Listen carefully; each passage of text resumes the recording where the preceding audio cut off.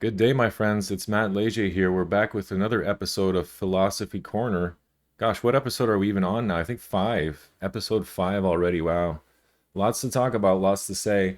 But this time I'm going to stick to my original promise from episode four, and we're going to look at different divinatory methods or tools and whether or not you can use these in combination with each other. Now, I'm going to say right off the bat that I believe you can. And I don't like to be limited by rules. First of all, I'm an anarchist. Anybody that knows me knows that I am very much an anarchist in all ways, shapes, and forms. I don't believe in authority. I don't believe that anyone else in this life has a right to tell us what to do with our property. That includes our rights themselves, our body, which is our property, our actual physical property, what we can say, what we can do, how we can think, what we believe, our truths, etc. So, being that I'm that sort of a free thinking individual, I also don't like to be bound by limitations of spirituality, religion, faith, and divination is included in that category. I don't like to be limited to any one thing because I believe that there is such a diversity of things in life. There's such a rich tapestry of things available to us in this life that I would hate to just be confined to one way of thinking or one religion or one uh, label. I don't like labels either. Um, while I consider myself a shaman, I wouldn't say I'm a shamanist, right? Or like I said earlier, I consider myself an anarchist. Really, what I should be saying is I embody the principles and the values of anarchy, but I am not an anarchist. I don't want to pigeon my whole. I don't want to pigeon my whole. I don't want to pigeonhole myself. Wow, that was funny. Talk about getting thrown off. I don't want to pigeonhole myself. No, that's just gonna make me laugh. Um, I'll be thinking about pigeonholes. Uh, I don't want to put a box around my head, right? I don't want to do this. No, nobody really should do that because there are so many things. There's so many books to read. There's so much music to listen to. Music, a perfect example, okay? I listen to everything under the sun when it comes to music. Of course, I have my preferences, but I will not say, oh, I won't listen to that because it's country, or oh, I won't listen to that because it's gangster rap, or whatever. I'll listen to anything as long as it sounds good to me. I don't care what the genre is or what the artist looks like, or in some cases, what they do in their personal time really doesn't affect me as long as they are good at music. And to a certain extent, I'm not going to support uh, a pedophile musician or something like that. You know what I mean? I'm not gonna, you know who I'm talking about. I'm not gonna name the name, but it really doesn't affect my ability to enjoy the music. Right? There's a few people I know that are completely adverse to things that don't sound right or don't look right. The superficial nature of those things will turn them off from it completely. That's not me. For example, I just discovered a band recently called Viagra Boys, and if you are not familiar with them, you might think, what the hell kind of name is that? I'm not going to listen to this based on the name of the band. If the name of the band is that ridiculous, then their music must also be ridiculous. That's an improper inference there. You can't make that assumption based on the name of the band, right? And it actually is pretty cool music as far as I'm concerned. It's unlike anything I've ever listened to before. So I'm able to put aside the genre, the labels, the titles, and just see things or hear things for what they are. And that ties in quite well to the topic of this video, which is divination. The same could be said for tarot cards, for example. Now, I'm still learning to do tarot readings, very new at it. I've only been doing this for a few months now. I'm getting to the point where I'm actually getting good at it for myself, but I'm not in a place where I would do a reading for anyone else. I've done some for my wife and for us as a family, but I'm still practicing that, Just like if I was a doctor, I wouldn't operate on somebody unless I was an expert surgeon in that area. It's kind of the same idea. And being, someone who is actively involved in shamanism, I would not perform a healing ritual or ceremony with anyone unless I was an expert with that particular type of healing. I'm still, like I said, I'm still learning how to do things for myself. So I'm not in a position to be doing that for anyone else. So that's the first thing I would caution you is get a mastery of what it is first.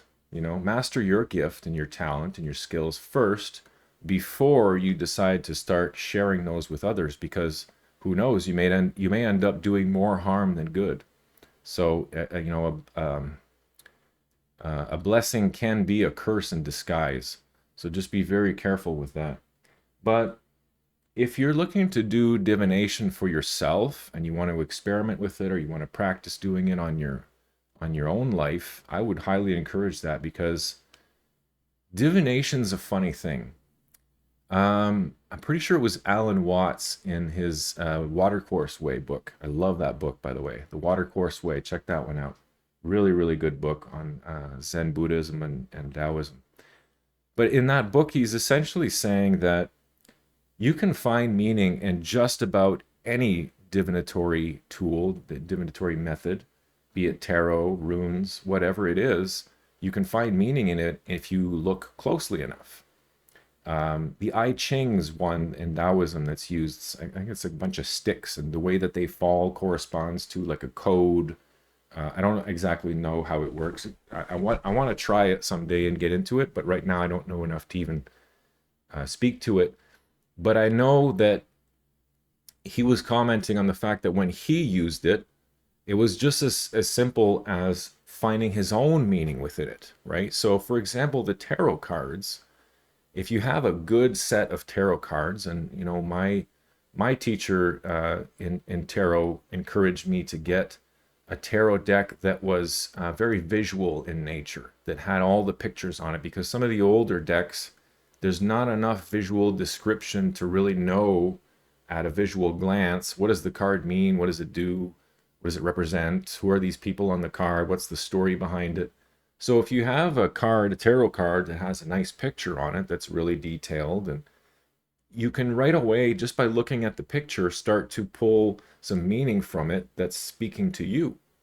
Because really, if you think about it, all the stars have to align for you to draw the card that you drew, right? There's no mistakes there. When you draw a rune or you draw a card from an oracle deck or whatever, there's never ever a mistake. No matter how much you shuffle the cards or don't shuffle the cards, or cut it a certain way or don't cut it a certain way, or flip it, rotate it, it doesn't matter. Whatever card you picked in a non-fatalistic sort of way is really what you were meant to pick. So there are no mistakes. There's only finding the meaning within the card that you chose. And it works almost every time. I can't think of a single occasion where I didn't pull some meaning from divination that I've done. I can't think of a single time that I didn't get something from it, right? Did it predict my future 100% accurately? Maybe, maybe not, but that's irrelevant, because I did pull some meaning from it, right? And I think that's important to talk about also, is that divination is not necessarily telling the future or reading someone's mind. It can be as simple as helping you make a decision that you're struggling with, you know? And especially in this day and age, there's so many choices. I can't imagine being a kid these days, going to school, going to college, and just being overwhelmed with the amount of choices, career choices, post-education choices. Like, these kids must be asking themselves, well, how the hell do I know what to choose when there are thousands of different paths that I could take? How do I know which is the right one for me? And unless you're the type of individual that has a really intimate knowledge of themselves, you know all the ins and outs and all the workings of who you are, it's going to be really hard to make that decision. Not only that, but at that age, in your late teens, early 20s, you don't have enough experience. You don't have the decision making skills necessary to make life changing decisions. I'll talk about one thing real quick. I'm not going to dwell on it, but recently, the government of Canada, you know what I'm talking about, they allowed 12-year-olds to make a decision that would impact potentially the rest of their life. What other time in history were 12-year-olds given that sort of power? Never. It's never happened before. 12-year-olds can't drive. They can't buy alcohol or tobacco. They can't buy cannabis. They can't live on their own. They can't vote. Not that that matters, but they can't do anything in society. But here we are, not we, but here this corporation is saying, oh, it's okay, 12-year-olds. You can make this big freaking decision on your own and we'll back you up. And if you need to go above your parents' head, no problem, because we know what's good for you. Never mind what your parents have to say. We know what's good for you. So if you want to go ahead and disobey your parents on this one, we'll back you. That is deplorable. Okay. That is the lowest of the low, because you don't know. You don't know what's going to happen to that kid after he goes to get that done. That kid has potentially 70 years, 80 years ahead of them, if they're lucky to make it that far, of potential problems that that decision may have for the rest of their lives. You don't know that. You don't know one way or another. Is it going to help? Is it going to hurt? If you don't know if it's going to do one or two of those things, you don't do it, right? And you certainly don't encourage the people around you or your citizens to go and get experimented on. It's fucked up. There's no other way of saying it. It's fucked up.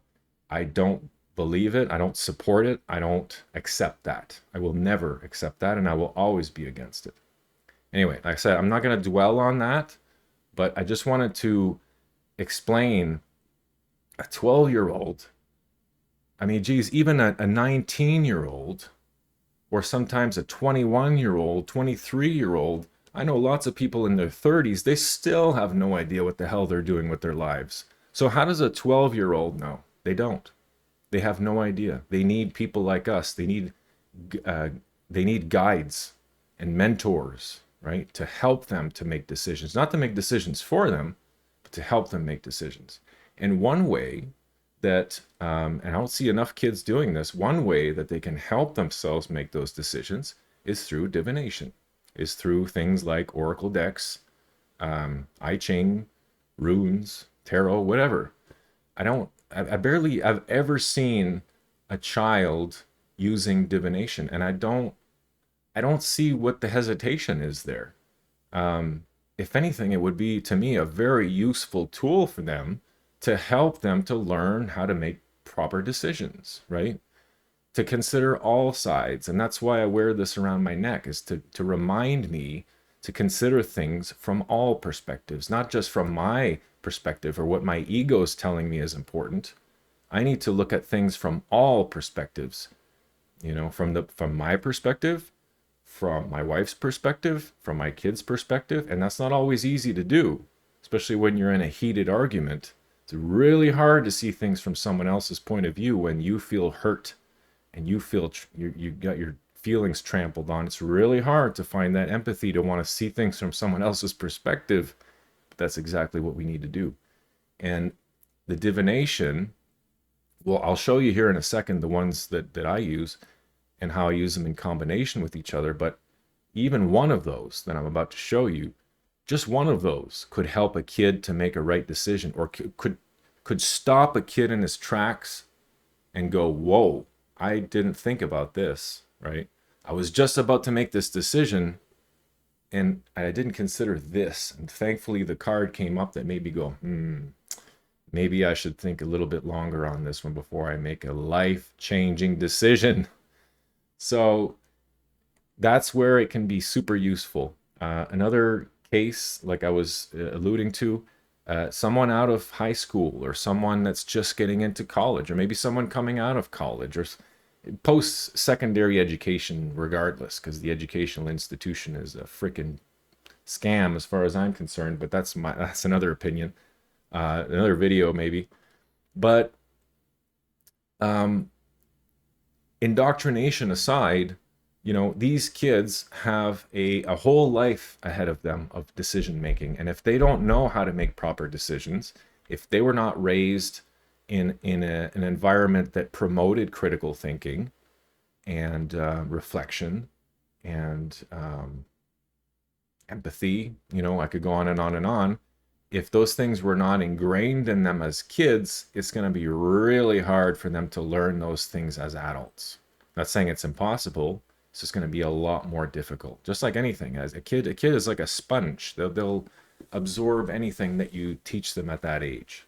Immerse them in things that are of interest to them, and they'll have a huge head start in life by the time they become adults, right? My one kid is excellent with anything to do with technology. Now that's a blessing and a curse, right?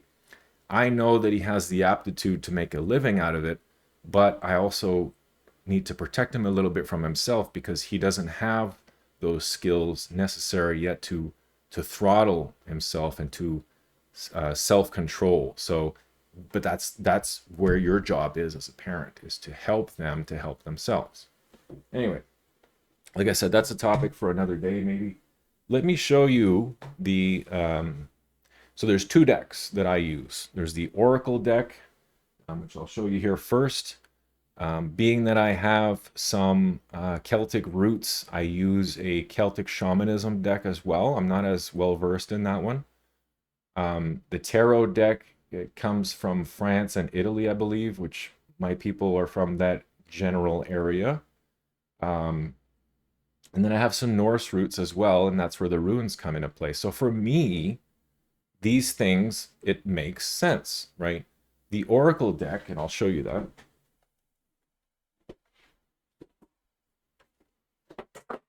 So throw them on the ground and break them. I'll show you all the ones I have. We'll go through all of them real quick, and then I'll talk to you about how I use them or whether I use them or not. Try to cover this relatively quickly. I know it can be another heavy topic. Which one of these topics is not heavy though, right? They're all heavy. Anyway, let's go with the Oracle deck to start. So, and these are not sponsors. These are just my own personal preferences. These people have not paid me, I promise you. This is not a paid channel anyway. So the first one that I picked up, this was my very first Oracle deck. Actually, no, I take that back. Yes, no, this was my first Oracle deck. Now, my first divination was my runes. And these are hardened clay runes. I got these in my early 20s. I've always been a spiritual nut. Not in an extreme way, but I've always been fascinated with myths and spirituality and religions and legends and tales. So as a kid, actually, I had enough sense to pick up my first divination tool, which was the runes. These are hardened clay runes. Let me show you one up close so you can get an idea. There's a bee.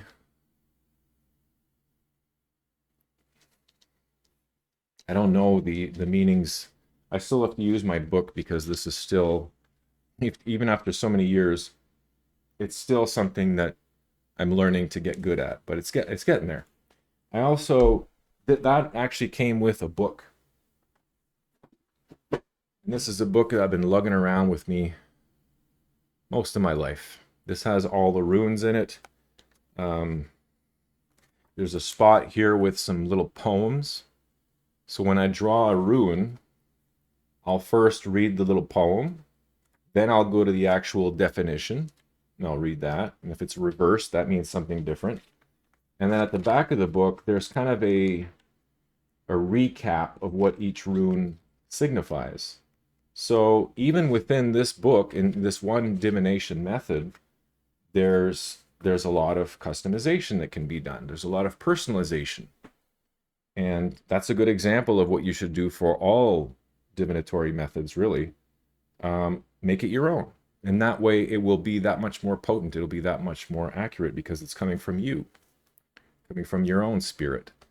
But this, in combination with my runes, they came together. And then I picked up at a harvest fair over the fall, I picked up another set of runes that I've been sort of infusing with my energy and working with. Haven't worked with these as much as the clay ones, but they're really nice.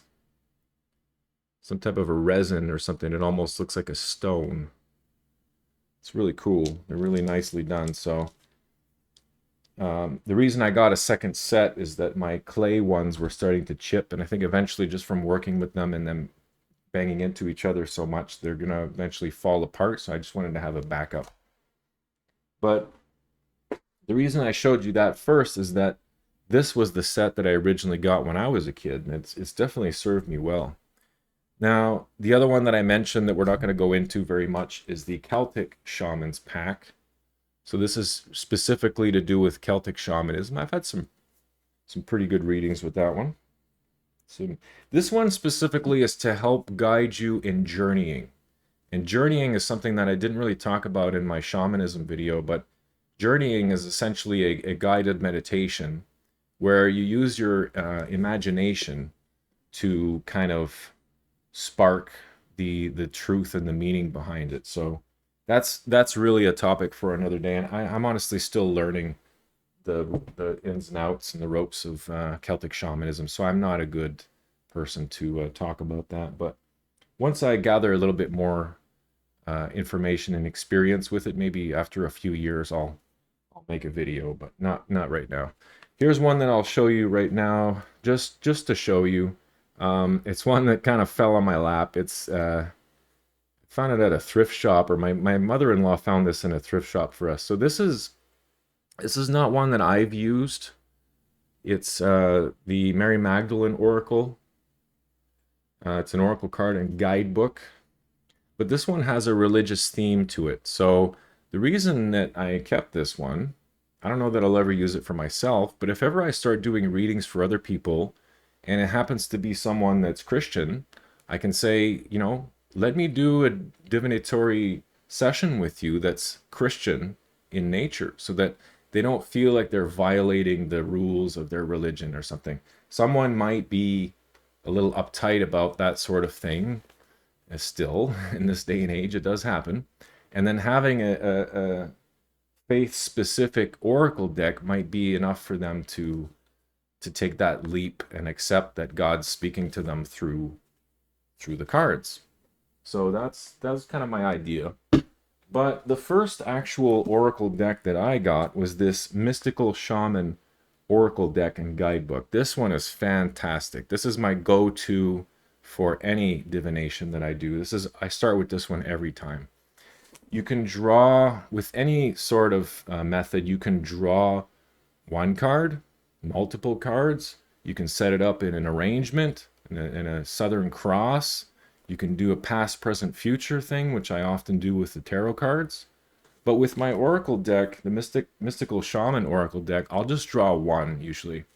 And if it's upside down, if it's reversed, it means something else, right? If it's right side up, it's an invitation, right?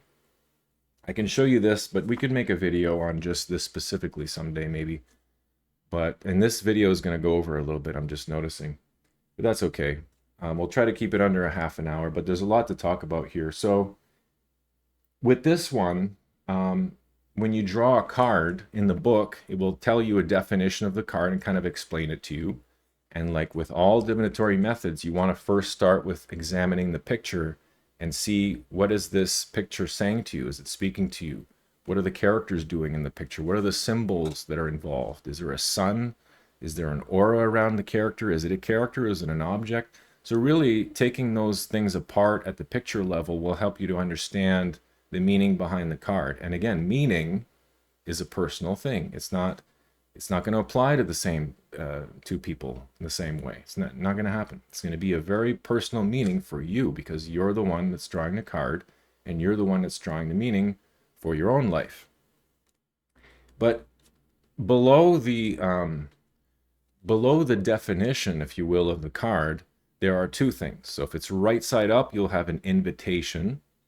An invitation could be to a place, could be to a thing, it could be towards a different behavioral approach, it could be towards a place in your soul or in your mind. An invitation is an invitation. It's inviting you to come do something. Below that, if the card is reversed, there will be a medicine, right? And most people will assume that medicine means something that you ingest, because that's the way that we usually encounter that term in a medical context. But actually, medicine, if you look at Native American folks, they understand what medicine really is. And a medicine is just something that's good for you, that's needed, that your soul's crying out for, that you desperately need in your life, that will enrich your life and make it better in some way. So a medicine could be a pill, right? Not always, but it could be. It could be an herb. It could be a book. It could be a different way of thinking. So it's slightly different than an invitation, because an invitation is sort of drawing you in one direction. Come over here, right? Whereas a medicine is saying, try this, right? It's right there. It's right in front of you. You don't have to go anywhere. You just have to take it in, take it inside you. So it's almost like an invitation sending you off in one direction, whereas the medicine's sending you in. It's bringing you inward. So I've had mostly medicine come through the Oracle deck, but I've had some invitations. And for me, for whatever reason, this particular deck just jives with my spirit. I don't know what it is. My energy and this deck just go hand in hand. I first discovered it whenever I was doing a vision quest, a spirit quest over the summer, where we stayed out in the forest and we slept alone on the forest floor. And before we kind of all went off to our own little campsites, someone who was also doing a spirit quest had brought this deck, and she had us all pick a card to just kind of see how it would go. And the one that I drew was the sun. And at the time, it made perfect sense because it was a beautiful sunny day. I love the sun. I'm a summer baby. I love the summer. I love the heat. I love the beach and anything to do with the sun. I'm a fire sign also, so it just makes sense. And I always like the George Carlin quote of, you know, if you're going to worship something, worship the sun because it gives us life. It just makes so much sense to me. And at the time, I had my my sort of Australian outback hat. It's like an Australian cowboy hat. It's made of felt, green felt. And I had found this pendant that I put right on the front of it, and it's sort of a reflective thing, and it has like points to it, so it represents the sun. And whenever I drew that card, I was just like overwhelmed with just how beautiful that coincidence was, and they could see it in my face that it was really it was really resonating within me. And I just pointed to my hat like, the sun, it's right on my head. So those are the kind of things that you'll come across, those happy coincidences, those synchronicities that really are affirming for you. And I don't know why. For me anyway, I can't promise you it'll be the same for you. But for me, this deck just works so well with my energy. And then the last thing that I'll show you is my Oracle deck. Now, or Tarot deck rather. Now this one's a little bit fancy. I like gold things, so I went with a gold foil tarot deck. It's a beautiful deck. It's a little bit hard to see because the gold foil, here I'll show you one of the inserts that they give. This is not an actual tarot card, but just to give you an idea of what they look like. The gold foil makes the light reflect, so it's a little bit hard to see the pictures on these, which kind of defeats the purpose of what I was mentioning earlier. But it's just such a beautiful deck. I just had to pick it up. I love that gold foil. It's just so nice. I like shiny things. I'm like a seagull. So that's what my tarot deck looks like. And I'm still working with it. But I find that as I work with tarot, the funny thing happens is that it becomes easier to work with and becomes more accurate every time I work with it. So it's not unlike anything else. The more you do it, the more you practice, the better you get at it. Now, I realize this video is going to go way over, guys, but stick with me on this one because I think this is going to be an important one when I sort of bring it all together here. So, can you work with, that's the big question here, can you work with multiple divinatory methods or tools and have them somehow harmonize with each other? Now, my first instinct is yes, I don't see why not, but I don't like to be confined, right? So, of course, I'm going to say that. Now, I asked a teacher of mine, a friend of mine, is this possible? And I asked her this in hindsight because I had already done it and I already knew it was possible, but I just wanted to get her take on this. And she's like, absolutely, why not? And that's it. Why not? There's no reason. It's not like there's a rule that say, oh, you can't use tarot with oracle. No, why? That's ridiculous. So I don't know how I came up with this. Honestly, one night I was a little bit loopy, a little bit sleep deprived. And sometimes when I'm in that state, I get very creative, sometimes creative in a counterproductive way. In this case, it was productive in the sense that this idea overcame me of a triangle, a pyramid, if you will, right? Which is pretty appropriate if you think about it. But at the top of the pyramid, at the peak, there would be an oracle card. And that's what I started with. I thought, if I'm going to combine these together, let's start with just 2 or 3. So I went with 3 of them. I went with the oracle deck, the runes, and the tarot at the bottom. So in the pyramid, there's an oracle card followed by 2 runes, and then at the bottom there's 3 tarot cards. Why 1, 2, 3? 1, because I always draw 1 card from my oracle deck. That's just what I do because I get amazing insights from just the 1 card, so why wouldn't I do that? Below that is 2 runes. The reason for 2 is from my Taoist beliefs that both sides, 2 perspectives at least, should be considered with any decision. So the 2 runes will kind of like not oppose each other, but they will reveal different aspects of the answer to the question that I'm asking. So 1 oracle card, 2 runes, right? Which is just showing 2 different perspectives. It's not, past or future. The tarot that's exactly what I did. So the last bottom layer of the pyramid is for 3 tarot cards. And they would represent where I was, where I am, and where I'm going. So past, present, future. Now, I've done this before with the tarots, and I was not clear about which direction I wanted to go. I think you're actually supposed to go from right to left, if I'm not mistaken. But when I did that, the first few times, it didn't make sense. So this time I was very clear. And that's when you're doing any sort of divination, anything, make your intention super clear. It has to be precise language, precise intentions, precise goals, precise questions. Don't be vague because you're going to get a vague answer. If you want a precise answer, you have to ask a precise question. So this time I was very specific. I want the cards to go from left to right, right? I want the left to represent the past, where I was.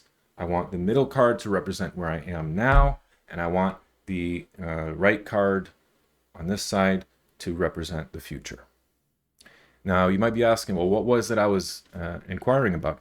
I wanted to know, I had recently taken on a new college course, and this is only a week ago, not even. I had just started a new college course online for voice acting and narration, which I already do now, but I'm all self-taught, and I want to make sure that I'm doing things correctly and properly and learn from a pro, which is what you should do. So I wanted to know and make sure. I'm also, approaching some career changes very delicately, and I've also taken on some things on the side. So I just wanted some confirmation or some validating. I wanted to get a sense that I was doing the right thing and heading in the right direction. Am I on track to hit my goals? The way that I just describe it now seems a little all over the place, but trust me, when I actually was asking this question, I was very precise with it. Am I on track with XYZ? And the same themes kept coming back: finances, security, career stuff. Like those were the themes that kept coming back in the oracle card, in the runes, in the tarot cards. Each and every one of them spoke to those things. They were all talking about finances and security, which is basically the same thing, right? And fulfillment and career and talents and skills. Everything just made sense. So it's not something that I had to force. It's not something that I had to work with necessarily to get it to harmonize. It just happened. And that's when you know you're on the right track. That's when you know you're doing the right thing. There's no question, right? Like when God talks to you, there's no question, right? There's no one that's going to convince you that what you heard or what you perceived was not reality. Never going to happen because you experienced it, right? It's like the Tao. You cannot explain to someone what the Tao is. It can only be experienced. That's the beauty of Taoism, is it's not a preachy religion. It's not a religion at all. It's a philosophy.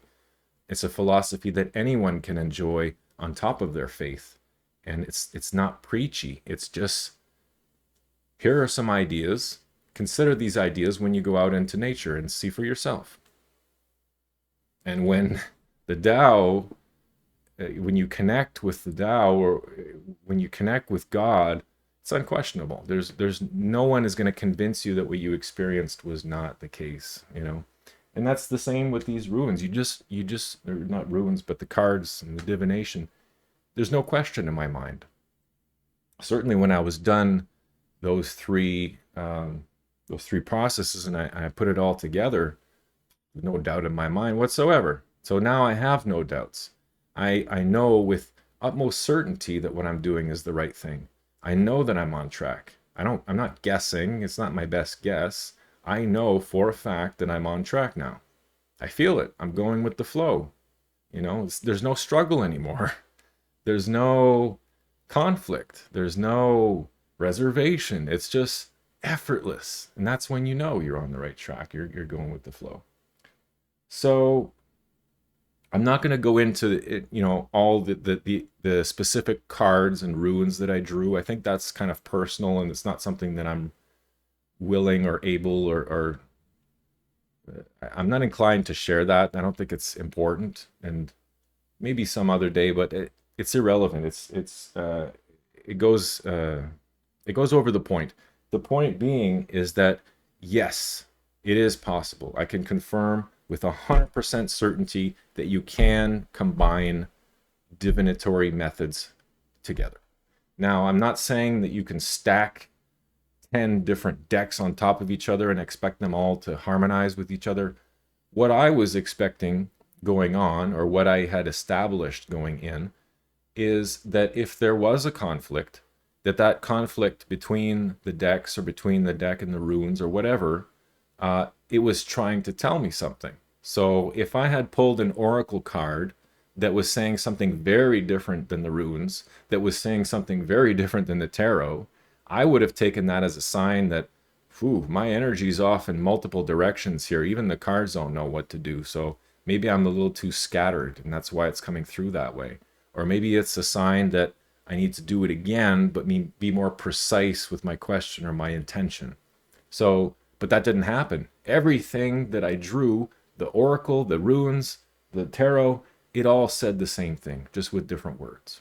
So, and funny enough, I offered my wife a fortune because she didn't have a particular question in mind. So before I put the tarot cards away just for fun, I said, why don't you just draw a card just for fun as a fortune? She did, and it pointed to the same things, right? It was talking about finances and security and career changes. So even her card was speaking to the truth for our family. So you'll know right off the bat if it's working. You'll know if it's not working. And if it's not working, I can only suggest that you refine your approach, maybe try something different, maybe get more clear with what your question is or what your intention is, and then try it again. Anyway, that's a huge video. I got to stop here before it goes over anymore, but hopefully you got something from that. Let me know what you think. Be blessed, take care, and we'll see you next time.